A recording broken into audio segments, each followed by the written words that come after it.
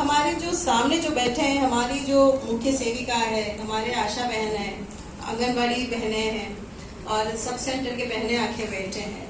आप लोगों को इस संपूर्ण अभियान से क्या समझ में आ रहा है? कोई आंगनबाड़ी कार्यकर्ती आएगी सामने? आइए, आप लोगों से हम वार्ता करना चाहेंगे।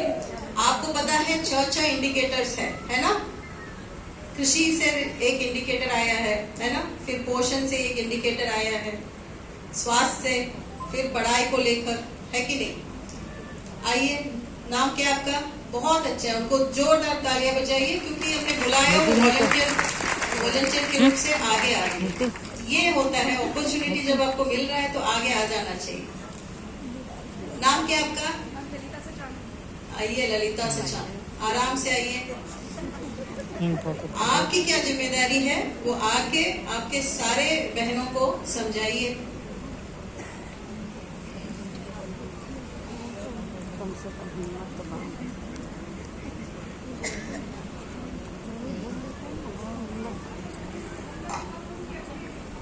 जो मन में आ रहा है बात करो। इधर आओ, सामने आ जाओ, इधर आओ।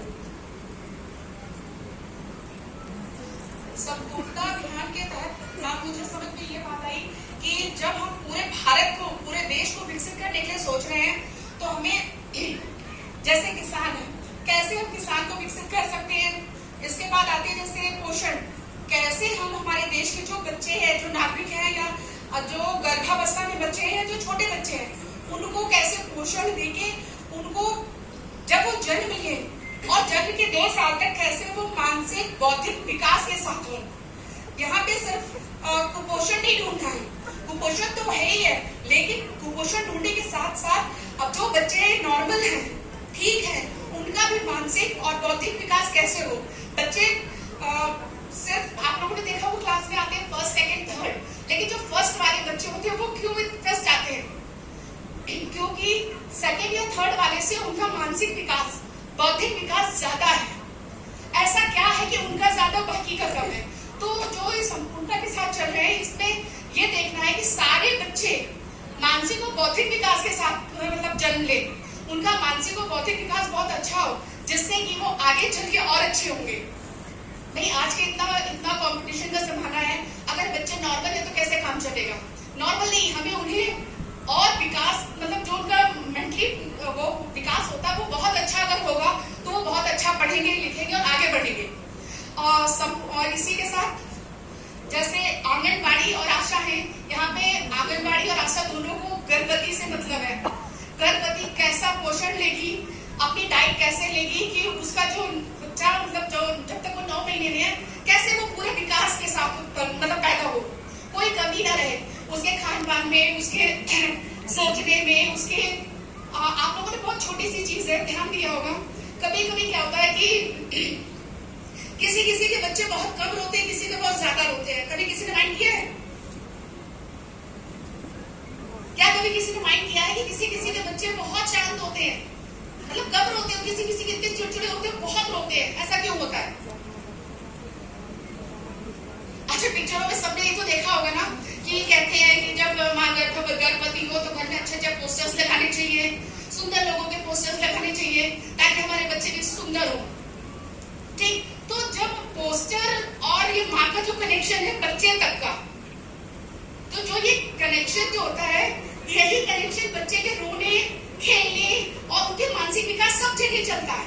आपको पता होना चाहिए कि जो माँ गर्भावस्था में 9 महीने चिड़चिड़ेपन के साथ रहती है या घर में मतलब उसे अच्छा माहौल नहीं मिलता, वो चिड़चिड़ी या गुस्से में रहती है, उसके बच्चे हमेशा रोने वाले पैदा होते हैं। पूछे क्यों? क्योंकि जब बॉडी में उसमें हार्मोन्स बनते हैं, जो माँ 9 महीने चिड़चिड़ी है, गुस्से में है, तो जो उसकी बॉडी में हार्मोन्स बन रहे हैं वो चिड़चिड़ेपन वाले बनेंगे और वही बच्चा लेगा। तो उसका बच्चा जब वही हार्मोन्स लेके जन्म लिया है तो वो तो चिड़चिड़ा रोने वाला होगा ही। लेकिन जो माँ 9 महीने खुश रही है और अच्छी कहा जाता है अच्छी किताबें पढ़ो, तो मतलब उससे दिमाग शांत रहेगा, अच्छा रहेगा। तो जिस माँ ने वो सब किया है उसके उसी तरह के हार्मोन्स जनरेट हुए, खुशी वाले अच्छे वाले जनरेट हुए, वो बच्चे ने लिया। तो जब बच्चा पैदा हुआ है, दुनिया में आया, तो फिर वो क्यों चिड़चिड़ा होगा? तो ये बहुत छोटी छोटी चीजें हैं, लेकिन इनको भी आपके सामने रख के आपके साथ इनको साझा आयोग है, जो भी है, उन सब का चीजें है कि ये सब चीजें भी आप लोगों को समझनी है और अपने क्षेत्र में समझानी है कि कैसे हमें बच्चों को हमें कहते हैं मानसिक विकास होना चाहिए, तो क्या हो जाएगा मानसिक विकास? उसके लिए क्या करना है, कैसे करना है, जब ये चीजें हम समझेंगे और जब हम समझेंगे तब अपने क्षेत्र में समझाएंगे, तभी ये सब चीजें होंगी। और जो ये संपूर्णता है, जैसे मैंने किसान की बात की, आपके पास मिट्टी में जो नहीं है या जो कम है या जो कंपोजिशन है, उस कंपोजिशन में क्या फसल निकलनी है, इस कंपोजिशन के साथ कौन सी फसल हम करें तो अच्छी बैठेगी, ये चीजें पता होगी। अभी तो हमने सिर्फ मिट्टी देखी, हमें गेहूं बो दिया, लेकिन वो गेहूं के लिए है अच्छी कि नहीं अच्छी है। अगर नहीं अच्छी होगी तो गेहूं कम पैदा होगा, अगर उसके लिए अच्छी है तो अच्छा होगा। और अगर हमने देखा कि इसमें ये चीज कम हो रहा है, कोई भी फास्फोरस, मैग्नीशियम में कुछ भी, तो हम वो चीज डाल के उस मिट्टी को उस लेवल पे लाएंगे कि वो गेहूं की प्रोडक्शन बहुत अच्छी दे। तो जो इस समय भारत देश में विकसित की ओर जो चल रहे हैं, तो संपूर्णता सिर्फ एक विभाग से नहीं, चारों तरफ से चाहिए, चाहे वो महिलाएं हो, चाहे वो बच्चे हो, चाहे वो किसान हो। जब सब आगे बढ़ेंगे तभी हमारा देश आगे बढ़ेगा।